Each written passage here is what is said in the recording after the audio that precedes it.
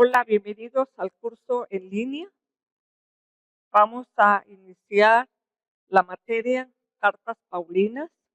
Este primer segmento es una introducción a las Cartas Paulinas. Mi nombre es Silva Patricia Zabalza Gómez y con mucho gusto estoy compartiendo con ustedes esta materia. Primeramente, en aspectos introductorios, estamos iniciando las Cartas Paulinas.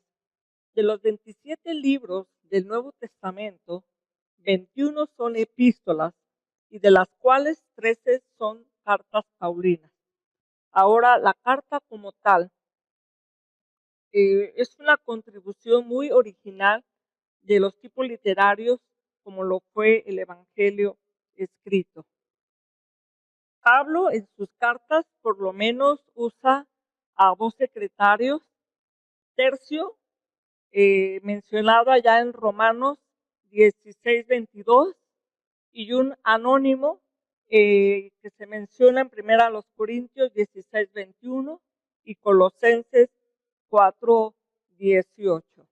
En 4:18 dice la salutación de mi propia mano, de Pablo.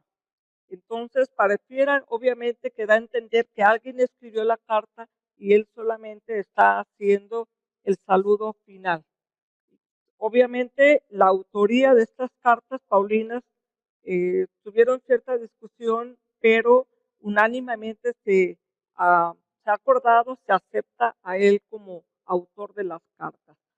Algo muy importante, en las cartas paulinas podemos ver que Pablo cita el Antiguo Testamento 93 veces.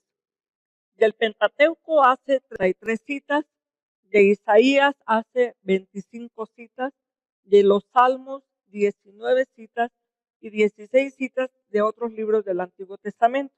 Por lo que vamos a poder apreciar en las cartas de Pablo, vamos a ver el reflejo de un hombre que está inmerso en el contenido y en las enseñanzas del Antiguo Testamento.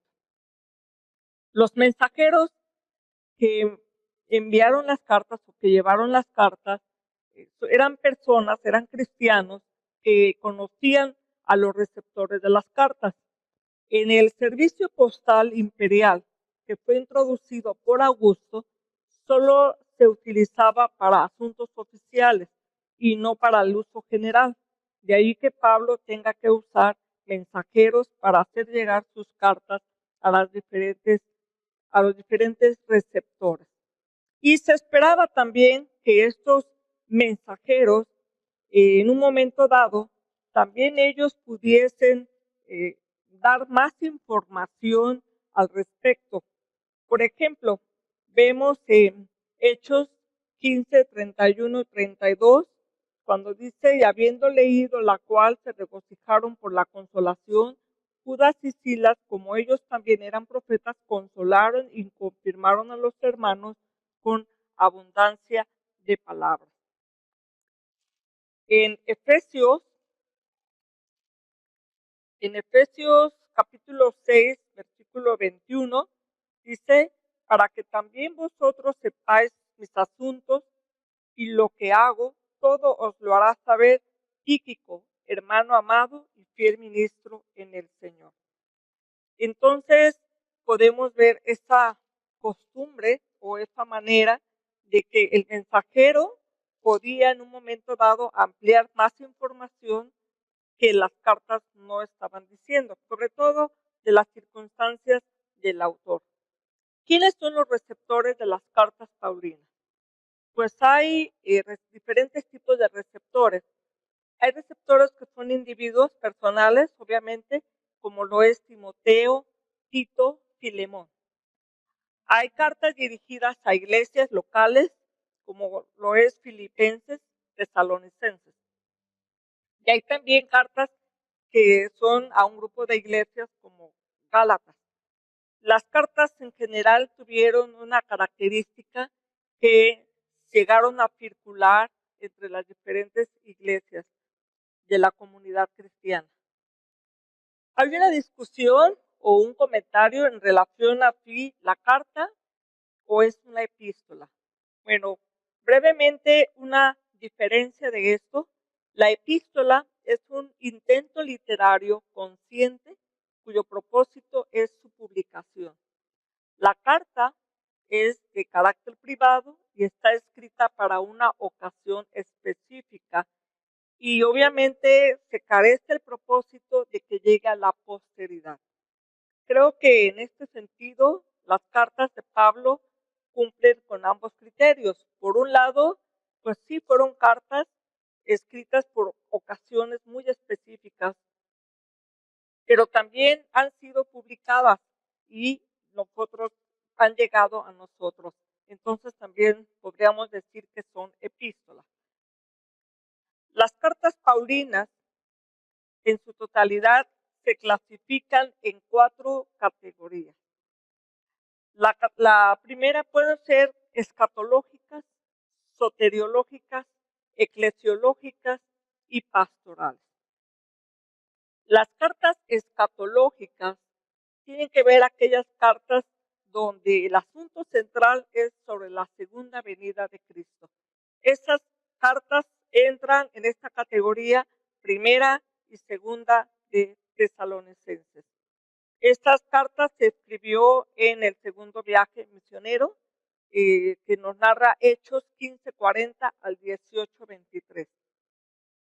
Las cartas soteriológicas, que tienen que ver con asuntos central de la salvación en Cristo. Está la carta de Gálatas, primera, segunda de Corintios, Romanos. Estas cartas escritas en el tercer viaje misionero, que se narra en Hechos 18:23 al 21:17. La tercera categoría es las cartas de la prisión, o llamadas también o cartas eclesiológicas, porque el tema central es la iglesia. En estas cartas encontramos a Efesios, Colosenses, Filemón y Filipenses. Estas cartas se escriben desde la prisión en un arresto domiciliario que nos narra ya Hechos 28, del 16 al 31. Finalmente, las cartas pastorales, las llamadas cartas pastorales, porque están dirigidas a jóvenes pastores que Pablo estuvo mentoreando, sus hijos espirituales. Estas cartas se escribieron en un periodo de libertad después de la prisión romana y entra primera de Timoteo y la carta de Tito. Después Pablo es arrestado nuevamente en 66-68 después de Cristo, vuelve nuevamente a ahora sí a la cárcel romana y desde allí escribe su última carta, que es segunda de Timoteo. Conforme estudiemos estas cartas, vamos a ver en detalle de cada una de ellas los aspectos de la fecha y lo que motivó esa carta y el contenido de la misma. Vale la pena, si vamos a hablar de las cartas paulinas, vamos a hacer una breve síntesis de quién es el apóstol Pablo, un poquito de su biografía. Primero, hay unas citas que voy a mencionar para que ustedes puedan buscar en sus Biblias. Pablo, como lo dice Filipenses 3:5, es un judío de la tribu de Benjamín. En Hechos 13:9 se dice que Saulo también es llamado Pablo. Ahora, el nombre de Saulo quiere decir pedido y el nombre de Pablo significa pequeño. Aunque sabemos que es un gran hombre, un gran misionero. En Hechos 21, del 37 al 40, cuando él es arrestado, se dan cuenta, ¿verdad?, los que lo arrestan, que él puede hablar griego y hebreo. Y él hace mención en Hechos 22-28 que él es ciudadano romano de nacimiento. ¿Dónde nació Pablo? Pablo dice allá en Hechos 9:11 que Pablo nace en Tarso. Aquí estamos señalando Tarso, de la región de Cilicia. Tarso era una ciudad próspera, comercial y un centro intelectual importante. Se sabe muy poco de su familia, posiblemente él viene de un hogar acomodado, y la única mención que tenemos de su familia está en Hechos 23:16, donde se menciona a un joven que pone en evidencia un complot, ¿verdad?, que han preparado para Pablo, y ahí dice que el joven es hijo de la hermana de Pablo. Es la única referencia que tenemos respecto a su familia. Ahora bien, en la ley judía se prescribía que un niño podía empezar a estudiar las escrituras desde los 5 años. Y sin duda, Pablo, él fue enseñado en la sinagoga y en su hogar también. Para los judíos es importante el enseñar a los hijos un trabajo manual. Cualquiera que no enseña a su hijo a trabajar, lo enseña a robar, ¿verdad? Esa era la forma de pensar. De modo que Pablo fue entrenado en la habilidad de ser fabricante de tiendas. Más adelante vamos a ver esas referencias donde él lo menciona. A los 13 años se llegaba a la edad para hacer el bar mitzvah, que quiere decir hijo del mandamiento. En esta edad, los niños, los jovencitos, adquirían todas las obligaciones de la ley, y los que eran más prometedores eran dirigidos a escuelas rabínicas. Seguramente Pablo destacó y él va a Jerusalén para continuar su preparación a los pies de Gamaliel, como lo dice en Hechos 22:3. Pablo, un joven teólogo que se destacó por encima de sus contemporáneos, él habla allí que en el judaísmo aventajaba a muchos de mis contemporáneos en mi nación, siendo mucho más celosos de las tradiciones de mis padres. Pablo, al estar estudiando a los pies de Gamaliel, realmente fue un hombre que se destacó. Y él es un hombre de ciudad. Y lo podemos ver porque en las actividades de sus viajes misioneros, él siempre se concentró en los grandes centros de influencia romana. De hecho, él llegó a Roma, la capital del imperio. En la apariencia, él es un hombre que al parecer no impresionaba mucho. Según a los Corintios 10:10, allí sus opositores dicen, porque a la verdad dicen, las cartas son duras y fuertes, mas la presencia corporal débil y la palabra menospreciable. Dice la presencia corporal débil, como que no impresionaba mucho. Aparte, hay una situación que se menciona, que dice aquí en Gálatas 6:17, dice, de aquí en adelante nadie me cause molestias, porque yo traigo en mi cuerpo las marcas del Señor Jesús. Está refiriéndose también al hecho de que pues él sufrió bastante durante su ministerio. Él sufrió azotes, él sufrió persecuciones, y seguramente todo eso en algún momento pues también dejó pues marcas, cicatrices en el cuerpo. Y también habla de ciertas situaciones personales como una enfermedad.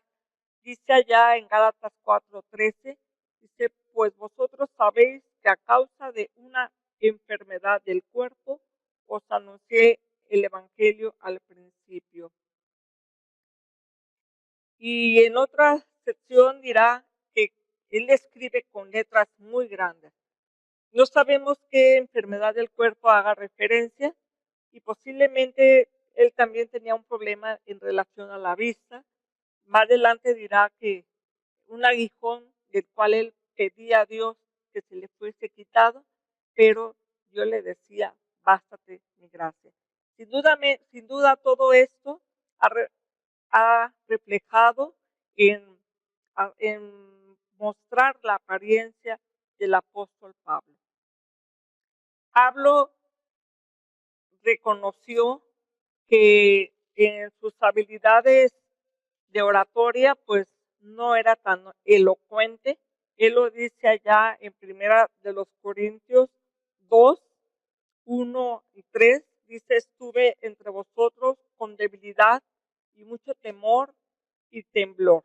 Dice: y ni mi palabra ni mi predicación fue con palabras persuasivas de humana sabiduría, sino con demostración del Espíritu y del poder.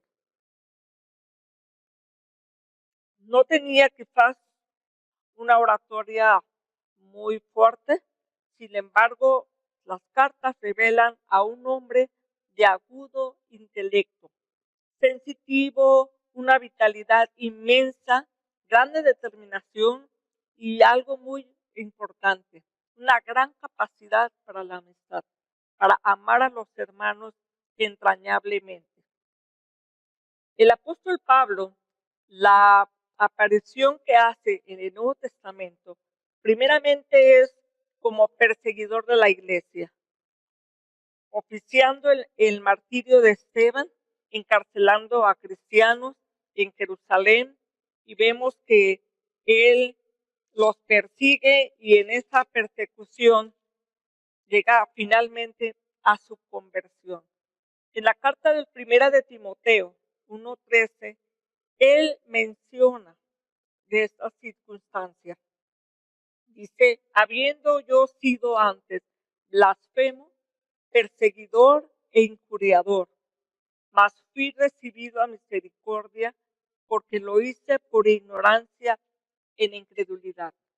Pablo reconoce pues su gran desconocimiento, por eso lo está haciendo. Aunque era un erudito judío, pero en su conversión él realmente tiene un encuentro con el Señor. Veamos un poco sobre la teología paulina, algunos rasgos del pensamiento de Pablo.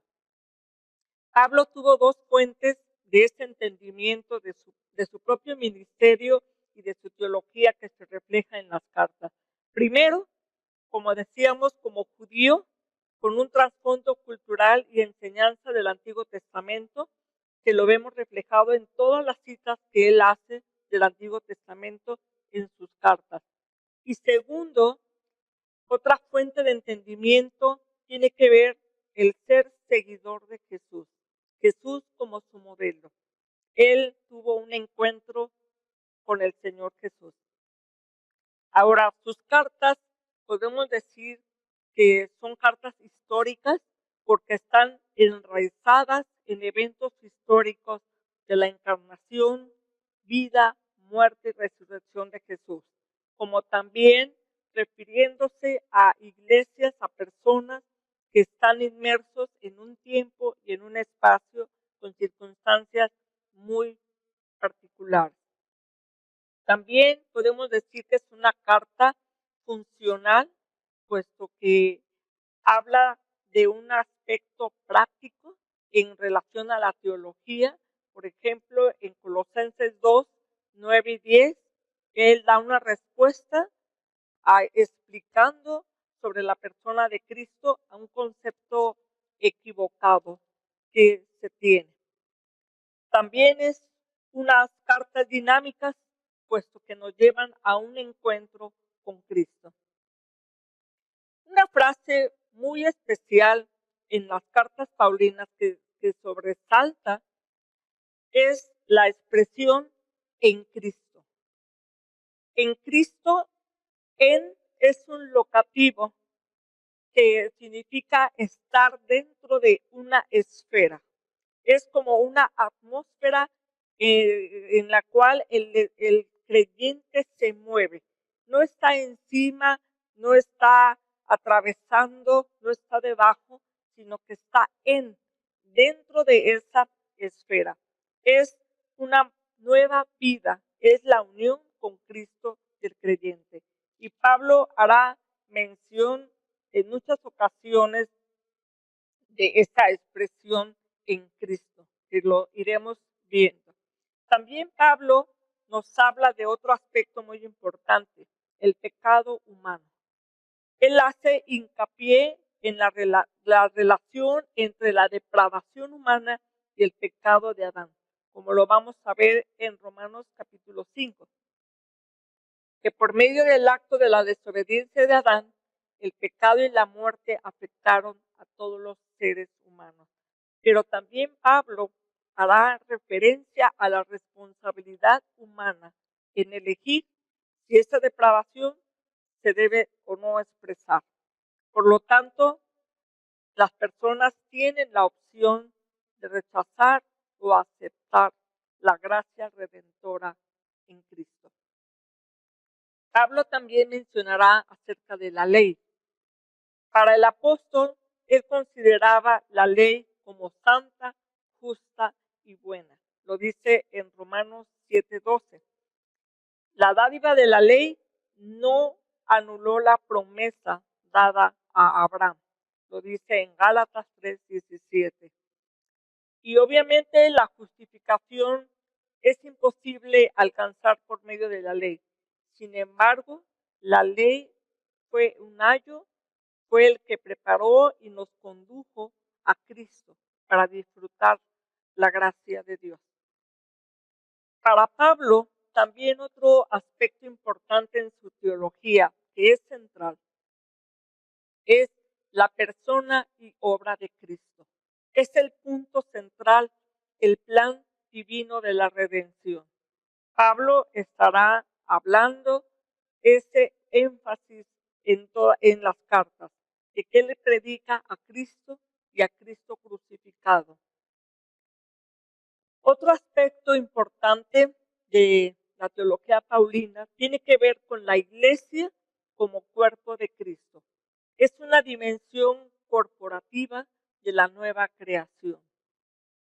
Pablo ve en la muerte de Cristo, ve también la muerte de una vieja creación y el surgimiento de una nueva creación por el poder de la resurrección. Él habla de que somos nuevas criaturas en Cristo. Seguramente allí en su viaje a Damasco, en su conversión, cuando es derribado por aquella gran luz y Jesús le confronta, ¿verdad? Saulo, Saulo, ¿por qué me persigues? Seguramente él allí tomó una conciencia o tomó una situación de darse cuenta de que perseguir a los cristianos era perseguir al Cristo mismo, al cuerpo de Cristo. La iglesia es un tema muy fundamental en Pablo. Él también hablará de la actividad del Espíritu Santo.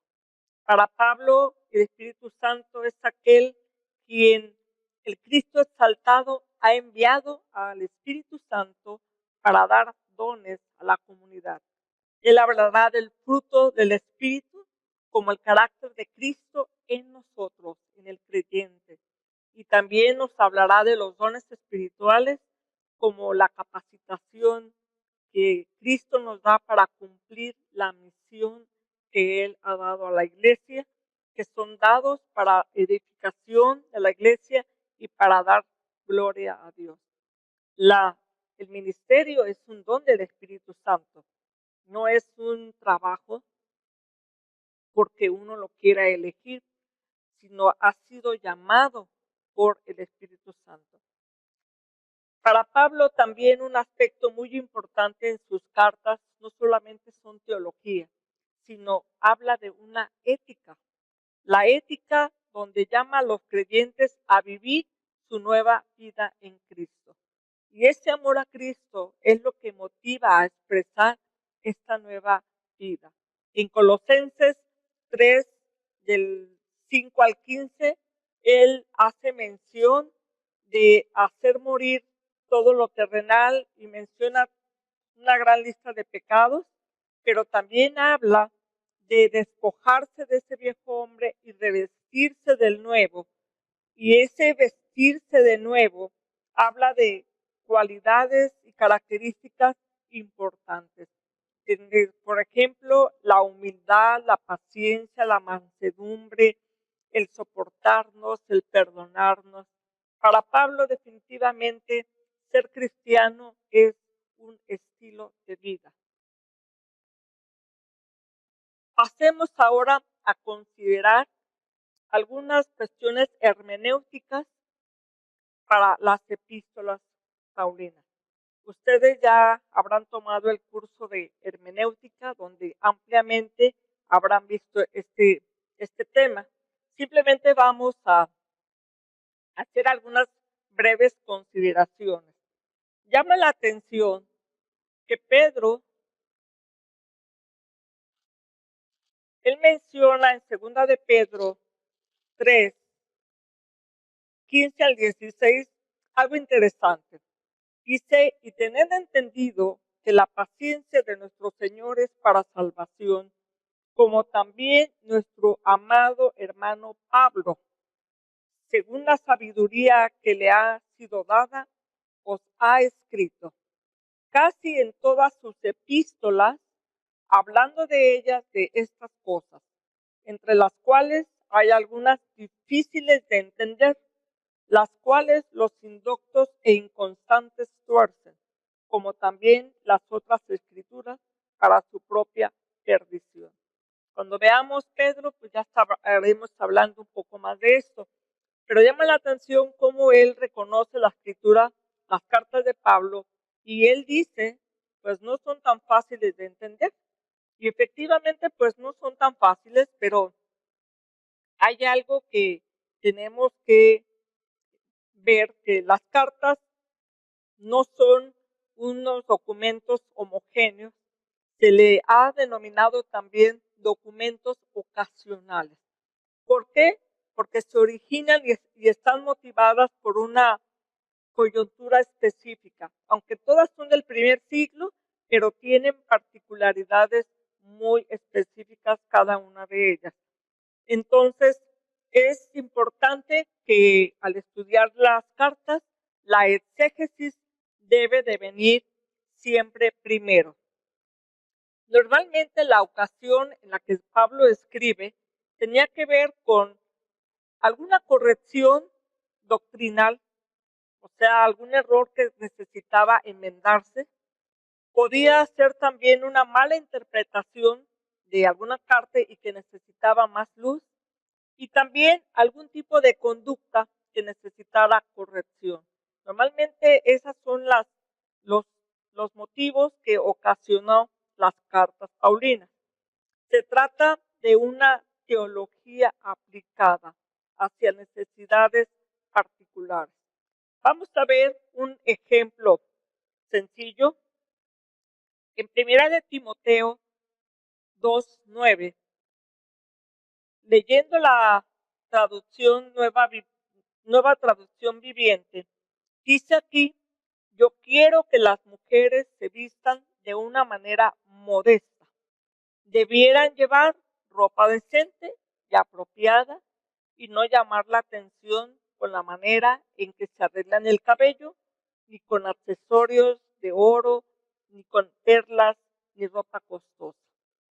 O que las mujeres oren con ropa modesta. En la Nueva Biblia Latinoamericana de hoy dice así, asimismo que las mujeres se vistan con ropa decorosa, con pudor y modestia, no con peinado ostentoso, no con oro o perlas o vestidos costosos, literalmente no con trenzas. La Reina Valera contemporánea dice, quiero también que las mujeres se vistan con ropa decorosa, con pudor y modestia, y no con peinados ostentosos, ni con oro, ni perlas, ni vestidos costosos. Por último, la Nueva Biblia al Día dice, en cuanto a las mujeres, quiero que ellas se vistan decorosamente, con modestia y recato, sin peinados ostentosos, ni oro, ni perlas, ni vestidos costosos. Posiblemente aquí ustedes vieron algunos términos que son muy similares. Es posible, ¿verdad?, que para interpretar este texto sencillo, debemos de preguntarnos qué entendían ellos por ropa decorosa. ¿Qué se entiende por un peinado ostentoso? ¿Qué significaban esos términos para los primeros lectores? Pues ya nos decía ahí la Nueva Biblia Latinoamericana que es no peinarse con trenzas. Por ejemplo, porque en el cabello trenzado normalmente era la práctica de ir decorando con oro y con perlas, poniéndolos en el tejido. Ahora, en el contexto del pasaje, el arreglo ostentoso y los vestidos costosos eran una práctica que ocasionaba distracción y discordia en la iglesia, porque estas mujeres, si entraban así al templo, no, era normal que llamaran la atención hacia ellas mismas y distrajeran a toda la congregación del culto. Por otra parte, las mujeres que tuvieran menos recursos, obviamente pues despertaban la envidia de no poder comprar esos vestidos o peinarse de esa manera. Lo que Pablo quiso hacer fue prohibir la obsesión de ciertas mujeres para hacer alarde de su riqueza y aparte impedir que distrajeran al resto de la congregación del culto del Señor. En este pasaje, obviamente, sería quizás ver cómo es que se puede aplicar a nuestro contexto hoy, porque seguramente en la mayoría de nuestro contexto nadie se viste con oro y con perlas en el cabello, ¿verdad?